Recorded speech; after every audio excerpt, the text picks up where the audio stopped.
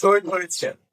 এই, আমি আপনাদের সামনে বলতে চাই, আমরা যখন দারুণবিয়া থানায় গিয়েছিলাম, তৎকালীন ওসি ছিলেন ওয়াইস পারভেজ। আমরা যখন বলতাম যে ও আমাদেরকে হত্যা করেছে, ও আমাদেরকে বলেছে ওর নামে একটি মামলা আছে কিনা, ও আমাদেরকে বলেছে সে কি আওয়ামী লীগের ফেসবুক তো আসামি কিনা।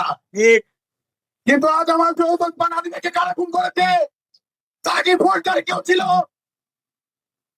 তাদের নামে তো মামলা নাই, তাই কেন আমাদেরকে হত্যা করলো?